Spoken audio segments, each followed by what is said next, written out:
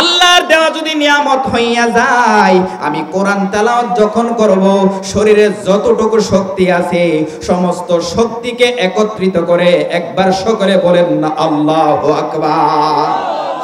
আল্লাহ রাব্বুল আলামিন অন্যত্র আয়াতের মধ্যে বলেন, আফা হাসিবতুম আন্নামা খালাকনাকুম আবাসান ওয়া আন্নাকুম ইলাইনা লা তুরজাউন।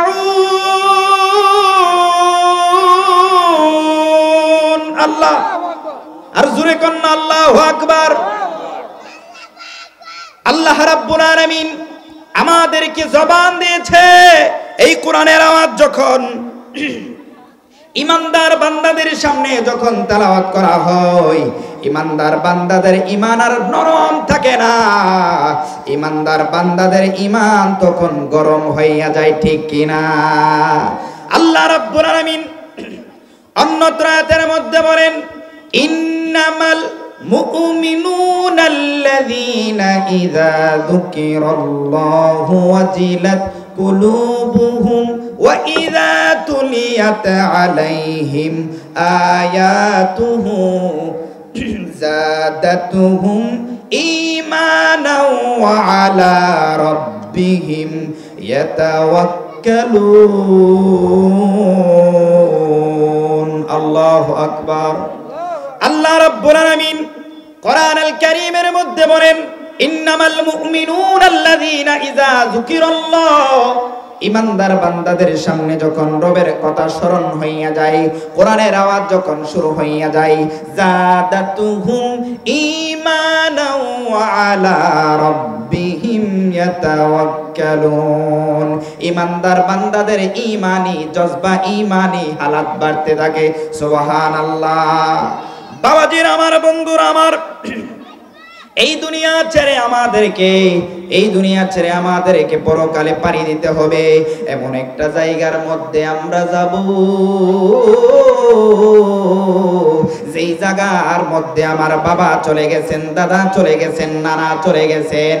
এ আমার কায়তলার বন্ধু, ও আমার মুরব্বী বাবারা, এই জায়গার মধ্যে আমাদের সকলকে যাইতে হবে। ধনী বলো গরিব বলো, আমাদের সকলকে যাইতে হবে। ওই কবরে যিনি আমাদের আপন হইয়া যাবে রে, তিনি হলেন আমাদের কামলিওয়ালা নবী রাহমাতুল লিল আলামিন, ঠিক কিনা? নবীর চরণে তে সারা জীবন আমি থাকব, বলেন নবীর চরণে তে সারা জীবন আমি থাকব। ওরে ভালোবেসে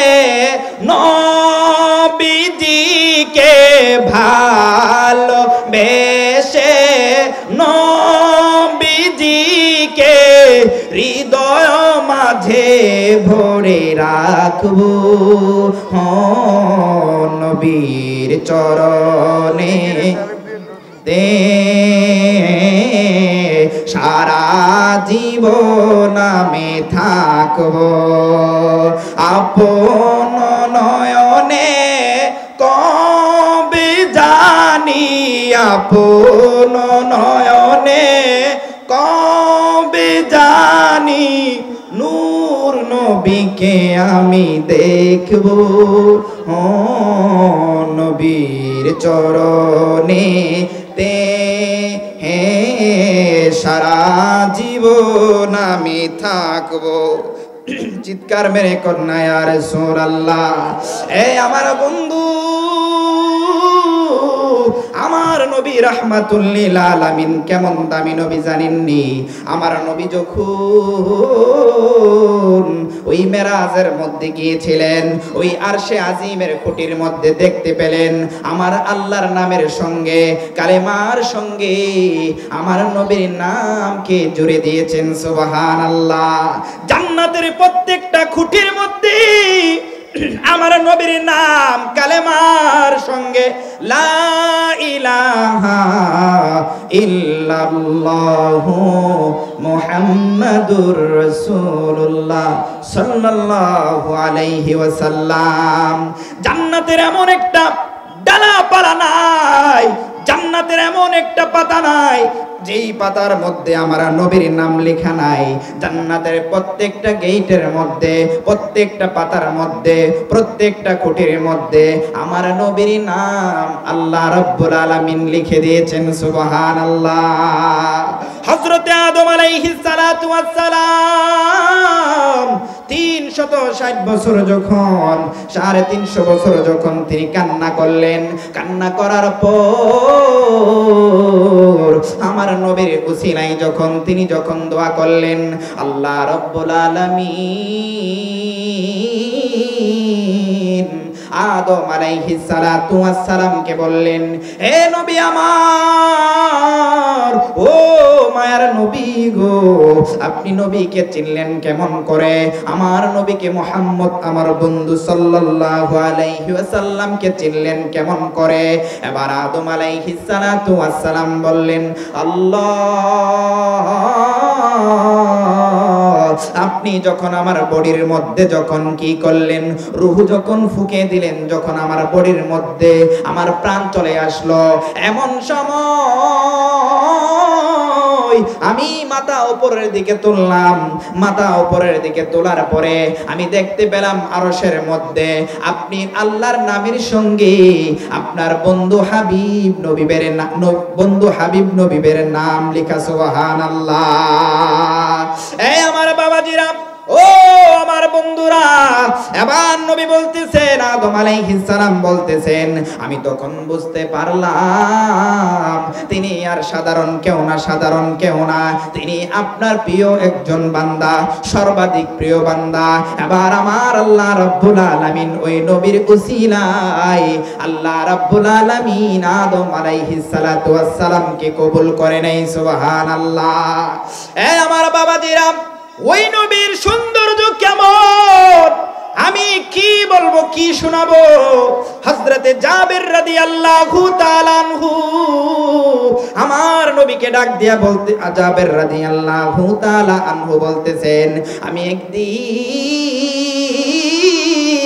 চাঁদনি রাতে আমি দেখতে পেলাম, পূর্ণিমার চাঁদনি রাতে আমি দেখতে পেলাম, একবার আমি আকাশের চাঁদের দিকে তাকাই, আর একবার আমি নবীর দিকে তাকাই। আমি চিন্তার মধ্যে চিন্তার মধ্যে পড়ে গেলাম। হঠাৎ আমি সিদ্ধান্ত নিয়ে নিলাম, আমি বুঝতে পারলাম অবশেষে ওই চাঁদের চাইতে আমার নবীর চেহারা মুবারক আরো অধিক সুন্দর। সুবহানাল্লাহ। ওই নবীকে ওই বেলাল কত ভালোবাসতো জানুনি? আমার নবী যখন মেরাজের মধ্যে গেলেন রে, ওই বেলালের মর্যাদা আমার আল্লাহ কেমন করে বানাইছে। আমার নবী ডাক দিয়া বলে, বেলাল, ও বেলাল রে, তুমি কি এমন আমল করছো, কি এমন আমল করছো? আমি যখন সিদরাতুল মুনতাহা থেকে আরশ মুআল্লার দিকে যখন যাই, ও বেলাল রে, আমার তখন অন্তরের মধ্যে একটু ভয়। তখন আমি ওই আরশে আজিম এবং সিদরাতুল মুনতাহার মাঝামাঝি যখন আসলাম, তখন তুমি বেলালের পায়ের আওয়াজ শুনতে পাইলাম। সুবহানাল্লাহ। এই আমার কায়তলার বন্ধু, ও আমার বাবাজিরা রে, এবার আমার নবী আয়েশা বেলালকে বললেন, ও বেলাল, তুমি গোপন কি আমল করছো? তুমি গোপন কি আমল করছো?